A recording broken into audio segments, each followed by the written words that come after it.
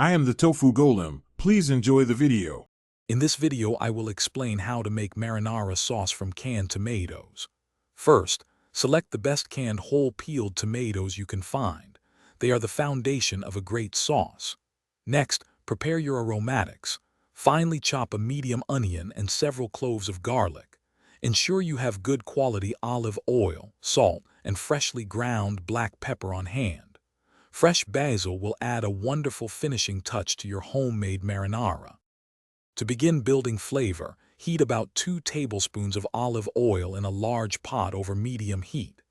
Add your chopped onion and cook until it becomes translucent, which usually takes about 5 to 7 minutes. Then, add the minced garlic and cook for just 1 minute more until fragrant, being careful not to burn it. Now, it's time to add the star, the tomatoes. Crush them by hand or with a masher before adding them to the pot. Once the tomatoes are in, bring the sauce to a gentle simmer. Reduce the heat to low, cover partially, and let it cook for at least 30 minutes or even longer for a richer flavor. This simmering time allows all the ingredients to meld beautifully. Taste and adjust your seasonings, adding salt, freshly ground black pepper, and a small pinch of sugar if your tomatoes are a bit acidic.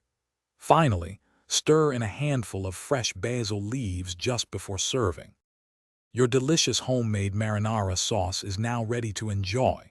It's perfect tossed with your favorite pasta, spread on a homemade pizza, or used as a dipping sauce. For storage, allow any leftover sauce to cool completely, then transfer it to an airtight container. It will keep well in the refrigerator for up to 5 days, or you can freeze it for longer storage. Don't forget to check the description below for a link to the Echo Dot smart speaker and other great deals. Thanks for watching.